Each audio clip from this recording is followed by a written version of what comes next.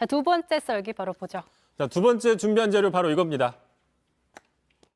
이제 그 당시에는 미성년이었고 네. 그리고 또 그 이후에 문제 해결에 아버지의 그 힘이 좀 개입된 그런 문제들이 계속 반복적으로 이루어졌던 게 사실은 훨씬 더 논란을 키웠던 면이 있고요. 자, 왜 내 아들을 사과받은 장제원. 자, 어쨌든 방금 전에 가족 논란보다 정책 얘기에 집중하자라고 정리를 해봤는데 이 문제는 사실 좀 논란이 되고 있고 이슈가 되고 있기 때문에 짚고 넘어가도록 하겠습니다. 이재명 후보 아들 논란이 불거지면서 장제원 의원의 아들 사례가 이제 재조명되고 있는 상황이에요. 그러니까 쉽게 얘기하면은 가만히 있던 장제원 의원이 불똥을 맞았다, 뭐 이렇게 평가를 해볼 수 있는 건데 지금 장제원 의원 이른바 윤핵관으로 찍히면서 표적이 되면서 사실상 지금 공개 활동을 자제하고 있는 상황이거든요. 그런데 지금 여야가 이번 논란을 가지고 서로 입맛대로 장제원 의원을 활용하고 있다. 이제 이런 정면이 나오는 거예요. 당장 국민의힘의 김재원 최고위원 이렇게 얘기를 했어요. 자, 이재명 후보자 적어도 우리 국민이 장제원 의원에게 요구했던 수준과 동일한 조치와 상응하는 처신을 해야 된다라고 얘기를 했어요. 아시겠지만 그 아들 논란의 장제원 의원, 그래서 캠프의 비서실장을 사퇴하고 또 선대위에서 공식 직함도 맞지 않고 뭐 하방을 한다고 얘기를 했었죠. 아들 논란 때문에. 자, 그러자 반면 여당에서는 케이스가 다르다.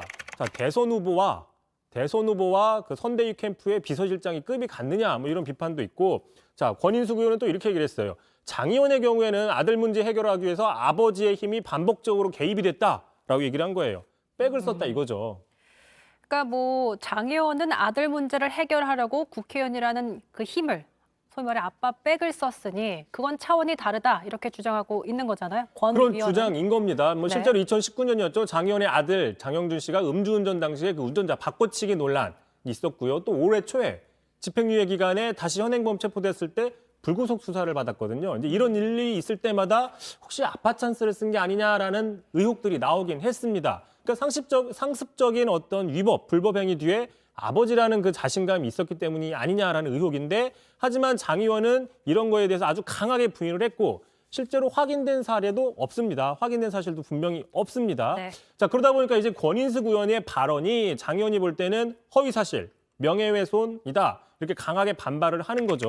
이렇게 얘기를 했어요. 권 의원의 발언은 이재명 후보를 비호하기 위한 날조된 발언이다. 제 아들 문제에 있어 나는 장제원 의원은 어떠한 개입도 하지 않았다. 이렇게 밝혔습니다. 그러면서 오늘 내로 공개 사과하지 않으면 법적 조치를 취하겠다. 이렇게 얘기를 했습니다. 근데 결국에는 권인숙 의원이 사과를 했다고 알고 있습니다. 네, 바로 이제 권인숙 의원 바로 그러다 보니까 이제 이렇게 사과를 했어요.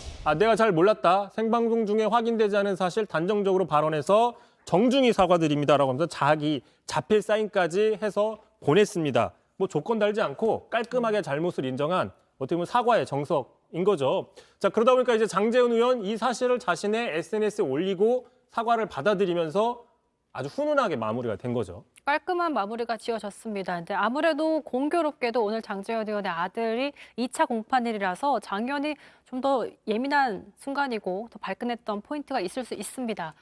어쨌든 가족 문제로 바람잘 날 없는 대선판입니다. 참 정말 씁쓸합니다. 이성대 뉴스저기 여기까지 듣죠. 수고하셨습니다.